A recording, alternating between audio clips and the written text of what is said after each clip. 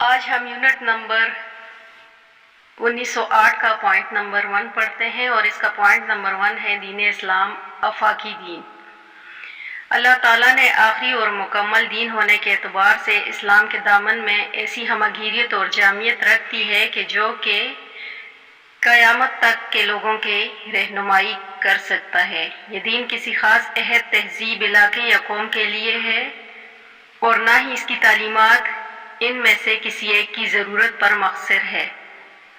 اس میں اللہ تعالیٰ نے وہ تمام خصوصیات سمو دی ہیں جو کسی بھی مقامی تہذیب و ترقی یافتہ قوم و تمدن معاشرے کی ضروریات ہو سکتی ہے۔ یہی وجہ ہے کہ اس کا واسطہ دنیا کے مختلف مذاہب، مختلف انسانی طبقوں اور مختلف تہذیبوں سے رہا ہے، اور تا سے قیامت یہ سلسلہ روا دوا رہے گا۔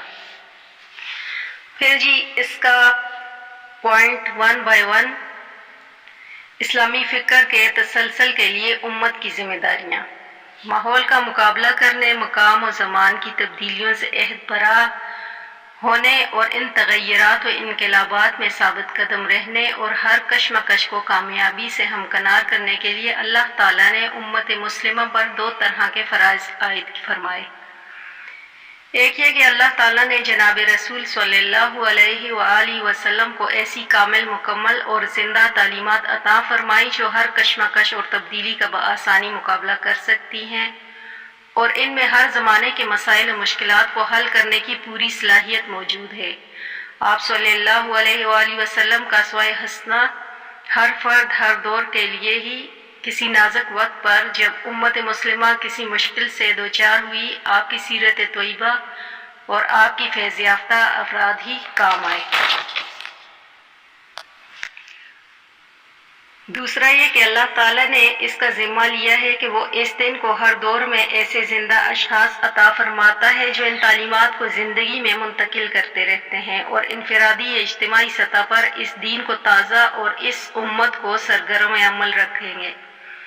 چنانچہ دین اسلام میں ایسے مردان حق اور مجددین کے پیدا کرنے کی جو صلاحیت و طاقت اس کا اس سے پہلے کسی دین سے اظہار نہیں ہوا، اور یہ امت تاریخ عالم میں جیسی مردم خیز ثابت ہوئی ہے۔ دنیا کی قوموں اور امتوں میں اس کی کوئی نظیر نہیں ملتی۔ شروع ہی سے اسلام کے قلب و جگر اور اس کے اعصاب پر ایسے حملے ہوئے ہیں کہ کوئی دوسرا مذہب اس کی تاب نہیں لا سکتا۔ تحریفات، تعویلات، بدعت، اجمی اثرات، مشرکانہ اعمال و رسوم، مادیت پرستی، نفس پرستی، تعشیات، الحاد، لادینیت اور اقلیت پرستی کا اسلام پر بار بار حملہ ہوا، مگر امت مسلمہ کے ضمیر نے صلح کرنے سے انکار کر دیا اور اسلام کی روح سے شکست نہیں کھائی۔ ہر دور میں ایسے افراد پیدا ہوئے جنہوں نے تحریفات و تعویلات کا پردہ چاک کر دیا اور حقیقت اسلام اور دین خالص کو اجاگر کیا، اور بدعت اور اجمی اثرات کے خلاف آواز بلند کی، سنت کی پرزور حمایت کی، عقلہ باطلہ کی بے باکانہ تردید اور مشرکانہ اعمال و رسوم کے خلاف اعلانیہ جہاد کیا، مادیت اور نفس پرستی پر کاری ضرب لگائی، تعشیات اور اپنے زمانے کے مترفین کی مذمت کی، اور جابر سلاطین کے سامنے کلمہ حق بلند کیا۔ اقلیت پرستی کا طلسم توڑا اور اسلام میں نئی قوت و حرکت اور مسلمانوں میں نیا ایمان اور نئی زندگی پیدا کر دی۔ یہ افراد باغی، علمی، اخلاقی اور روحانی اعتبار سے اپنے زمانے کے ممتاز ترین افراد تھے اور طاقتور اور دلاویز شخصیتوں کے مالک تھے۔ جاہلیت اور ضلالت کے ہر نئے ظلمت کے لیے ان کے پاس کوئی نہ کوئی یدبیزہ تھا جس سے انہوں نے تاریکی کا پردہ چاک کر دیا اور حق کو روشن کر دیا۔ اس سے صاف معلوم ہوتا ہے کہ اللہ تعالیٰ کو اس دین کی حفاظت و بقا مطلوب ہے، اور دنیا کی رہنمائی کا کام اسی دین اور اسی امت سے لینا ہے، اور جو کام وہ پہلے تازہ نبوت اور انبیاء سے لیتا رہا ہے اب وہ رسول اللہ صلی اللہ علیہ وآلہ وسلم کے نائبین اور امت کے مجددین و مصلحین سے لے گا۔ 1908 کوڈ کے یونٹ نمبر 1 کا پوائنٹ نمبر 2 ہے فکر اسلامی میں تجدید کا مقام و مرتبہ۔ رسول اللہ صلی اللہ علیہ وآلہ وسلم نے فرمایا کہ اللہ تعالیٰ اس امت کے لیے ہر 100 سال کے سرے پر ایسے بندے پیدا کرے گا جو اس کے لیے اس کے دین کو جدید اور تازہ کرتے رہیں گے۔ تجدید دین کے مفہوم سے مراد ہے کہ دین کے فہم کی تجدید، ایمان کی تجدید اور دین کی دعوت اور اس کے راستے میں جہاد کی تجدید۔ حضرت شاہ ولی اللہ اس حدیث کی شرح بیان کرتے ہوئے فرماتے ہیں کہ اس حدیث سے مراد یہ ہے کہ اس علم یعنی دین کی امانت کو ہر زمانے کے اچھے اور نیک لوگوں ہی سنبھالیں گے اور اس کی خدمت اور حفاظت کا حق ادا کریں گے۔ وہ غلو افراد والوں کی تحریفوں اور کھوٹے سکے چلانے والوں کی طمع کاریوں سے اور جاہلوں کے فاسد تعویلوں سے اس دین کی حفاظت کریں گے۔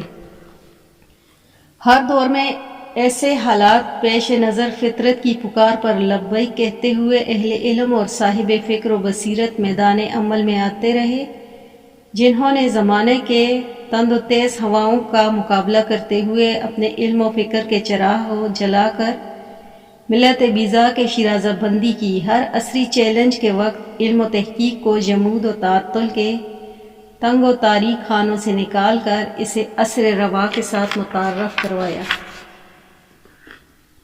اس طرح علم اور حالات کے تقاضوں میں توازن پیدا ہوتا رہا اور دنیا علم جو پہلے عقیم اور بے اثر ہو چکا تھا ہمیشہ دینی اقدار کی حفاظت اور تہذیب و ثقافت کے احیاء کا ضامن ثابت ہوتا رہا۔ تاریخ اسلام میں بھی کوئی ایسا دور آیا، اللہ کے فضل و کرم سے فوراً کوئی مرد و انا ایسا آ گیا جس نے اپنی خودداد صلاحیتوں سے اسلامی تہذیب کو نئے فکر سے آشنا کر دیا۔ کوڈ نمبر 1908 کا یونٹ نمبر 1 کا پوائنٹ 3 ہے تجدیدی دین کی بنیادی ارکان۔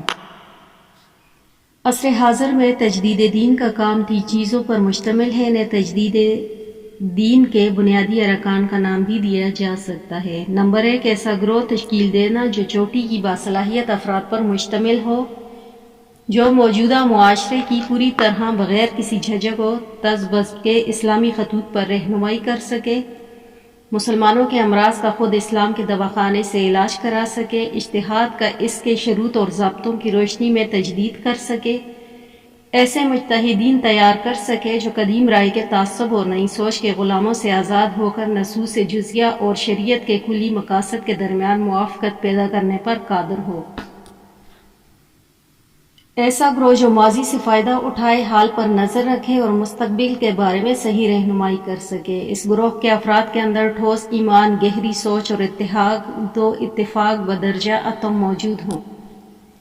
نمبر 2، اسلام کے رائے عامہ کی ہمواری کا عمل اس طور پر انجام دیا جائے کہ زندگی کے جملہ گوشوں میں نفاذ اسلام کی اپیل عوام کی جانب سے شدومت کے ساتھ ہونے لگے۔ اسلام کی فتح و نصرت کے لیے وہ بے چین ہو اور وہ اس میں اپنی دنیا و آخرت کی بھلائی سمجھے۔ نمبر 3، عالمی سطح پر ایک ایسا عمومی ماحول تیار کرنا جو امت مسلمہ کے وجود کو تسلیم کرائے، اسلامی تہذیب کی حقانیت اس کے سامنے واضح ہو اور اقامت دین کے لیے ہمتن کوشاں رہے۔ نمبر 4، اپنے ماحول کی صحیح تشخیص اور حالات و واقعات سے باخبر ہونا، اصلاح کی تجویز اور کسی راستہ سے اصلاح کرنا بہتر ہے۔ نمبر 5، دفاعی جدوجہد یعنی اسلام کو مٹانے اور دبانے والی سیاسی قوت کا مقابلہ کرنا اور اس کے زور کو توڑ کر اسلام کے لیے ابھرنے کا راستہ پیدا کرنا۔ اب اس کا پوائنٹ نمبر 4 ہے تاریخ اسلام میں تجدیدی کارنامے۔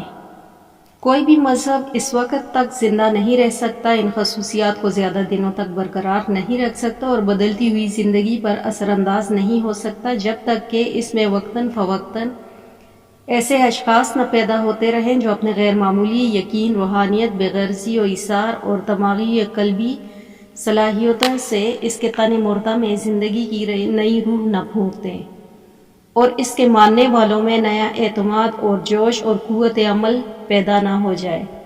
اسلام ایک زندہ جاوید دین ہے۔ اسلام کی یہ عظیم میراث ہمیں ہمارے اسلاف کے ذریعے ملی ہے۔ اس میراث میں ہر اس فرد کا پورا حصہ ہے جس نے اس کی حفاظت کی اور اس کو نئی زندگی اور اس کو زمانے میں جاری و ساری کیا۔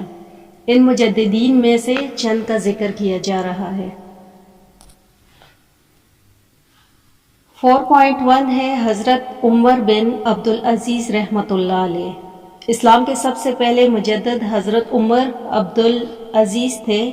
شاہی خاندان سے ان کا تعلق تھا۔ ان کی والدہ حضرت عمر فاروق رضی اللہ تعالیٰ عنہ کی پوتی تھی۔ رسول اللہ صلی اللہ علیہ وآلہ وسلم کے وصال کے 50 سال کے بعد پیدا ہوئے۔ اس زمانے میں صحابہ اور تابعین بکثرت موجود تھے۔ تعلیم کی ابتدا ہی سے حدیث اور فقہ میں عبور حاصل کیا، یہاں تک کہ محدثین کے صف اول میں شمار ہوتے تھے اور فقہ میں اجتہاد کا درجہ رکھتے تھے۔ تخت شاہی انہی خاندانی طریق سے ملا تھا، مگر بیعت لیتے وقت مجمع عام میں صاف کہہ دیا کہ میں اپنی بیعت سے تمہیں آزاد کرتا ہوں، تم جس کو چاہو خلیفہ منتخب کر لو۔ اور جب لوگوں نے اعلان کیا کہ ہم آپ ہی کو خلیفہ منتخب کرتے ہیں، تب عنان خلافت ہاتھ میں لے لی۔ پھر تمام شاہانہ کروفر رخصت ہوئے، وہ طرز اختیار کیا جو مسلمانوں کے درمیان ایک خلیفہ کا ہونا چاہیے۔ شاہی خاندان سے وہ تمام جائیدادیں واپس لے لی جو قوم کی امانت تھی، گھر اور خاندان کی اصلاح کے بعد حکومت کی طرف توجہ دی۔ صالحہ عاملین مقرر ہوئے، ان کو ضابطہ کا پابند بنایا، نظام زکوٰۃ کی اصلاح فرمائی، بیت المال کے نظام کو درست کیا، غیر مسلم رعاء کی وہ تمام حقوق بحال کیے جو شریعت کی روح سے انہیں حاصل تھے، عدالتی نظام کو اسلامی اصولوں پر قائم کیا، عوام کی تعلیم کا وسیع پیمانے پر انتظام کیا، قرآن و حدیث اور فقہ کے علوم کی طرف اہل علم کو لگایا اور ایک ایسی علمی تحریک پیدا کر دی جس کے اثر سے اسلام کو امام ابو حنیفہ رحمۃ اللہ علیہ، مالک رحمۃ اللہ علیہ، شافعی رحمۃ اللہ علیہ اور احمد بن حنبل رحمۃ اللہ علیہ جیسے مجتہدین میسر آئے۔ اتباع شریعت کی روح کو تازہ کیا، اسلام کے مجدد اول کو صرف 2.5 سال کام کرنے کا موقع ملا اور اس مختصر مدت میں اس نے یہ انقلاب عظیم برپا کر کے دکھا دیا۔ پھر چین کے بعد ائمہ اربعہ رحمۃ اللہ علیہ تھے۔ حضرت عمر بن عبدالعزیز کی وفات کے بعد اگرچہ سیاسی اعتبار سے وہی خاندانی نظام شروع ہو گیا، مگر وہ مسلمانوں میں جو بیداری آپ نے پیدا کر دی تھی اور جو علمی تحریک پیدا کر گئے تھے، اسے کوئی طاقت باور ہونے سے نہ روک سکی۔ ائمہ اربعہ نے اصول دین سے اسلام کے قوانین کی تفصیلی شکل مرتب کی۔ 2 صدی کے آغاز سے تقریباً 4 صدی تک یہ کام پوری قوت کے ساتھ چلتا رہا۔